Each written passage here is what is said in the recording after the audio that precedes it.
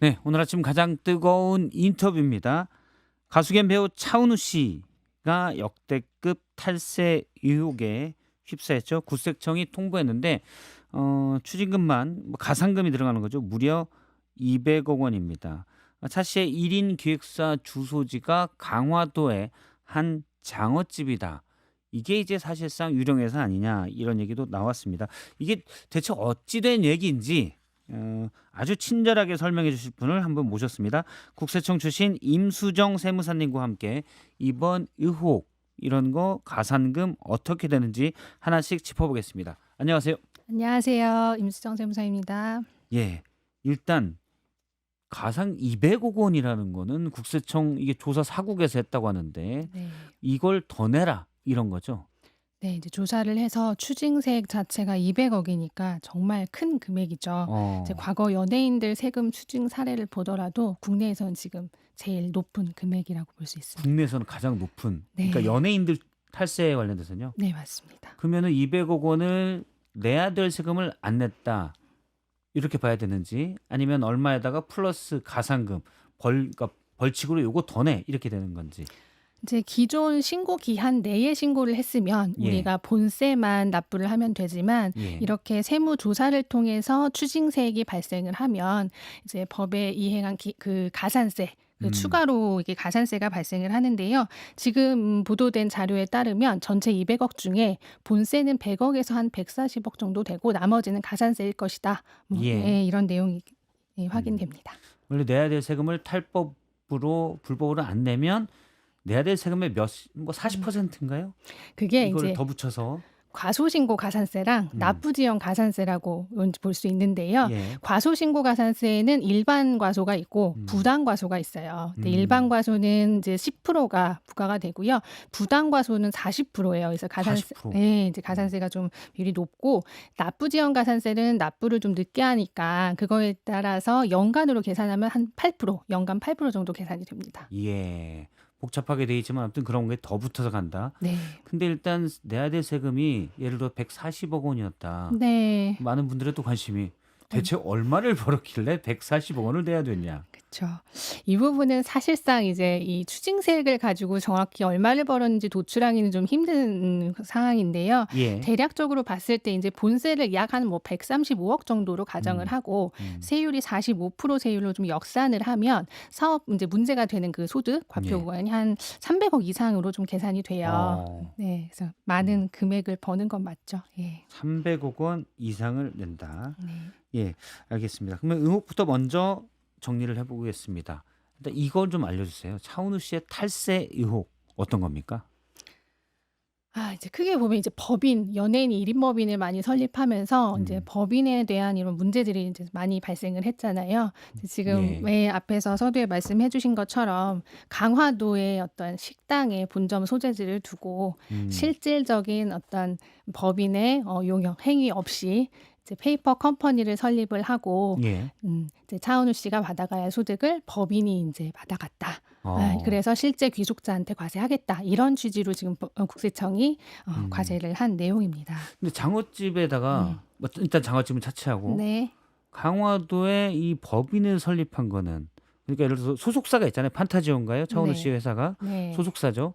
그러면은 예를 들어서 광고나 출연료 이걸 받으면 이 소속사에게 처음에 돈이 가는 거죠. 그렇죠. 그럼 소속사는 경비를 빼고 음. 계약에 따른 차은우 씨의 돌아갈 몫을 거기서 이제 소속사에서 주는 거죠. 그렇죠. 소속사에서 이제 차은우 배우, 그러니까 이제 예. 연예인한테 이제 주는 이게 일반적인 건데 일단은 이 차은우 씨 어머니가 설립한 A 법인이라고 지금 예. 나오잖아요. 그 A 법인을 설립해서 그 판타지오 소속사 판타지오에서 이 차은우 씨 개인한테도 가고 이 A 법인하고 이제 소득을 좀 분산시켜서 아. 세금을 좀 낮게 낼 세금을 좀 탈루할 목적으로 귀속이 실질적인 귀속이 차은우 씨인데 그 법인을 그냥 껍데기만 이용해서 이렇게 세금을 줄였다. 나눴다. 네, 이런 혐의로 지금 과세가 된 내용입니다. 이게 세금 문제가 복잡하니까 제가 또 한번 정리를 하면 이런 거네요. 그러면 판타지오가 출연료, 광고, CF 이런 걸 받아서 차은우 씨한테 약정된 네. 금액만큼 주면 이게 네. 차은우 씨 소득이 되고 그렇죠. 그럼 사업소득. 최대 45%의 소득세를 내야 되는데 그렇죠.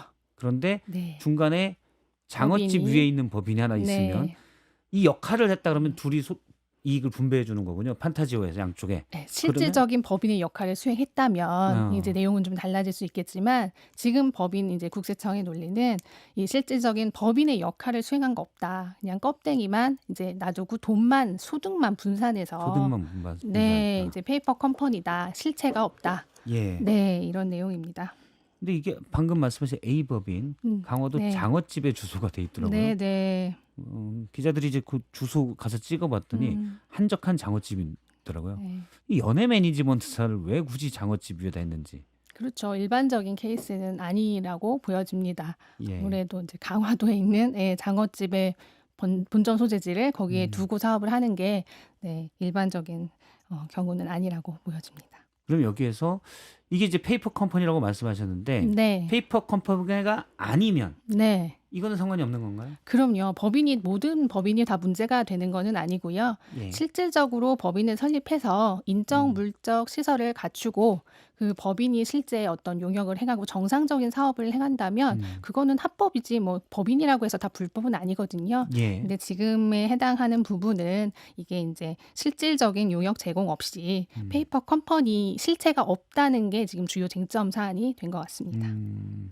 차은우 씨가 이제 어젠가요 입장을 냈습니다. SNS에 냈는데 어제 차 씨가 추후 진행되는 조세 관련 절차에 성실하게 임하겠다. 관계기관에서 내려지는 최종 판단에 따라 그 결과를 겸허히 받아들이고 그에 따른 책임을 다하겠다. 이렇게 됐습니다. 이 쟁점은 이 회사가 페이퍼 컴퍼니냐 아니냐 이게 가장 첫 번째 쟁점이 되겠군요. 그렇죠. 이제 실질적인 입증을 이제 차은우 씨 측에서는 이 법인이 A 법인이 페이퍼 컴퍼니가 아니다. 실질적인 어떤 용역을 제공을 했다라는 거를 입증을 하는데 아마 쟁점이 이제 초점이 될 거고요. 국세청은 이렇게 과세를 했다는 거는 이게 실체가 없다는 어떤 증빙이나 이런 과세 자료를 확보를 했을 거라고 생각이 돼요. 그래서 그게 이제 첨예한 다툼의 쟁점이 소지가 되지 않을까. 국세청에서 어떻게 조사를 해서 이게 페이퍼 컴퍼니라고 얘기를 하게 되는 겁니까? 아무래도 이제 실질적인 이게 이제 가장 중요한 게 지금 실질과세 원칙이거든요. 국기법 14조에 있는 실질과세 원칙인데 형식만 취한다고 해서 예를 들어 법인을 설립하고 그런 껍데기가 있다고 해서 근데 이제 조사를 하게 되면 실제 이 법인이 이 차은우 씨한테 어떤 매니지먼트사로서의 어떤 어. 역할, 어떤 이제 그 직원이 있으면 그 직원이 이 차은우 씨를 위한 어떤 용역을 제공을 했을 거잖아요. 뭐 매니지먼트를 예. 하고 관리를 했어야 하는데 그것들에 대한 실질적인 어떤 입증이 안 됐을 거라고 생각이 돼요. 지금 이제 과세 상황을 보면 그래서 이제 조사 상황, 조사 기간 동안 그런 것들을 충분히 입증하지 않았을까 하는 추측을 해봅니다. 예를 뭐 장어집 위에 있는 게 여기에서는 연예 매니지먼트를 할 수가 없구나라는 판단을 할 수도 있고요. 아무래도 그쪽도 영향을 미쳤을 거라고 생각을 합니다. 사실 장어집은 절대 안 된다. 강화도는 법인을 하면 안 된다. 뭐 이런 그건 규정은 아니고. 그런 거는 아니지만 어떤 전체적인 판단을 함에 있어서 굳이 그 법인이 강화도에 있어야 하느냐. 그리고 이제 실질적인 어떤 물적 시설 공간이 필요한데 그게 그 강화도 장어집이 적절하냐 이거에 예. 대한 판단에 영향을 미쳤을 수는 있다고 봅니다. 알겠습니다. 법인이 연예 매니지먼트사가 강화도에 있었던 게 일부에서는 이런 해석도 있더라고요. 강화도에 법인 주소지를 둘 경우 이제 수도권으로 분류가 안 돼서 이건 제가 확인을 못했습니다만 네네. 맞습니다. 수도권 내 땅을 살 때 네. 세금 혜택이 있다. 그러니까 어, 건물을 산다거나 만약 사무실 맞습니다. 이게 혜택이라기보다는 우리가 이제 그 수도권 과밀억제권역 밖에서 강화도가 이제 그렇거든요. 수도권 과밀억제권역 밖에서 본점 소재지를 설립을 하고 이제 수도권 안에 이제 본점은 거기다 두고 서울에 있는 부동산을 매입을 해서 예. 거기서 이제 부동산 임대업을 영위하거나 이럴 때에는 취득세 중과 대상에서 배제가 되는 규정이 있어요. 그래서 그거를 이제 세금 혜택이라면 혜택인 거고 이제 중과가 이제 세율이 2배 이상이 차이가 나기 때문에 예. 그래서 그걸 피하기 위한 수단이다. 이렇게 이제 보는 시각도 있을 수 있습니다. 그러면 추후에 이 강화도에 있는 장어집에 본점 소재지를 둔 네. 어머니의 그 연예 매니지먼트사가 네, 수도권 안에 과밀구역에 네. 건물이나 땅을 살 때 네, 중과를 피할 수 있는 맞습니다. 세제 혜택 그것도 노렸다고 봐야 됩니까 그러면? 임대업을 이제 그거를 강화도에 설립을 하고 부동산을 그 법인으로 이제 취득을 했다면 그거를 이제 예상하고 하지 않았을까 하는 않았을까. 예. 일단 차은우 씨 생각을 주장은 해봅니다. 이렇습니다. 이 법인이 대중문화예술기획업으로 정식 등록된 정상 법인이며 원래 연예 기획사인 판타지오의 잦은 경영진 교체로 연예 활동의 안정성이 흔들려서 모친이 직접 이걸 좀 관리하겠다. 음. 그래서 매니지먼트 사업을 운영하기 위해 회사를 설립한 것이다. 이렇게 됐습니다. 이건 어떻게 보시는지. 이 연애 용역 소득에 대해서 이걸 돈만 수령한다고 하는 것은 이제 그 실체를 인정받기 어려워 어, 보입니다. 그래서 실제 연애 용역 제공과 관련해서 해당 법인이 실제로 어떤 일을 했는지 음, 그걸 입증하는 게 중요하지 이렇게 뭐 형식적인 법인의 요건을 채웠다고 이게 이제 그 실체를 인정받기는 그거는 이제 별개의 문제라고 생각합니다. 별개의 문제다. 실체를 받기다. 네. 세금도 다르죠. 앞서 이제 개인 소득세와 법인으로 들어간 소득은 세금도 다르죠. 세금 차이가 일단 세율 차이가 엄청 크기 때문에 예. 왜냐면 개인 소득세는 45%, 뭐 지방 소득세가 49.5%이기 때문에 음, 세율이 워낙 세율이 높고요. 법인세는 사실 과표 200억까지는 20%라고 보시면 돼서 어, 이제 세율 차이가 엄청 많이 차이가 나요. 근데 예. 다만 그건 있어요. 법인에 귀속된 거는 이제 법인 거고 법인에서 다시 이제 그 개인한테 개인에게. 귀속할 때 한 번 더 소득세를 내는 그런 사안은 있지만 당장의 법인세와 소득세 차이가 워낙 크기 때문에 너무 이제 최고 세율을 내다 보면 이제 법인을 이용하고 싶은 그런 욕구가 생길 것 같습니다. 연예인들의 경우 이런 경우가 종종 있습니까? 왜냐면 대부분 네. 앞서 최고 세율 45%는 뭐 3억 5천 이상, 3억 이상 원인가요? 그 되면 이제 최고 한도가 올라가는 건데 네. 이제 35% 이상을 받게 되는 건데 연예인들 경우 소득이 다 높으니까. 그쵸. 이제 높은 분들은 다 10억 이상이면 지금 이제 최고 세율이 10억 이상이면 45%예요. 예. 그러다 보니까 그냥 조금 이런 탑스타 같은 경우는 대부분 다 최고 세율을 적용받고 있기 때문에 예. 네, 아무래도 이제 반이 세금인 거죠, 결국. 음, 그래서 이제 법인을 활용하고 싶은 욕구가 아무래도 그래서 더 많이 생기죠, 고소득자일수록. 예. 네. 음, 그래서 이런 연예인들이 1인 법인이나 이런 걸 계속해서 좀 많이 이용을 하고 그래서 이 부분에 대해서 이제 지금 차은우 씨 외에도 그 이전에도 연예인들이 이런 법인 관련한 세금 추징을 지금 진행이 되고 있는 것 되고 같습니다. 있다. 조사 사국이 네. 국세청. 근데 저도 들으면 네. 조사 사국은 뭐 저승사자다. 근데 연예인 탈세도 조사 사국에서 많이 합니까?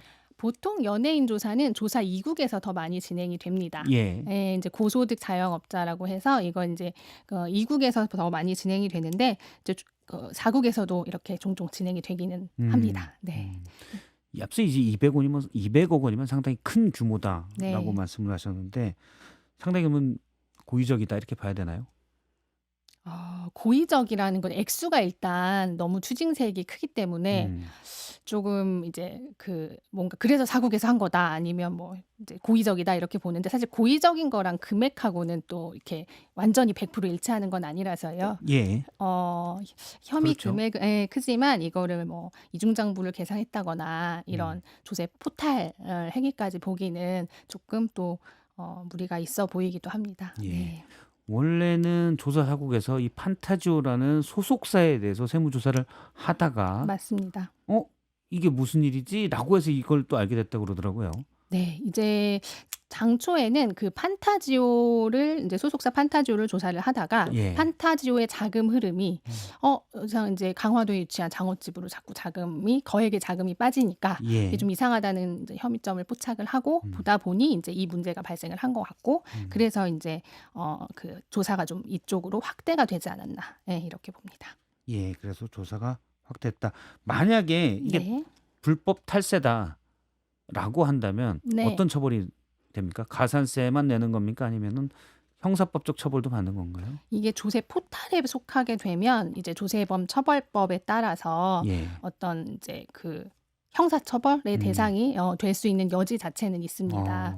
그런데 이제 이게 거기까지 갈 거냐, 형사처벌 세금만 내는 게 아니라 형사처벌의 대상이 될 것이냐, 뭐 이런 부분은 또 어떤 쟁점을 봐야 되겠지만 예. 개인적인 의견으로는 지금 상황에서 이게 이렇게 형사처벌까지 갈 확률이 그렇게 막 높아 보이지는 않습니다. 개인적인 의견으로는. 네. 예, 알겠습니다. 오늘 말씀은 여기까지 듣도록 하겠습니다. 이게 뭐 탈세인지 불법인지 이런 논란이 왜 나왔는지를 임수정 세무사님으로부터 들었습니다. 오늘 말씀 고맙습니다. 네, 고맙습니다.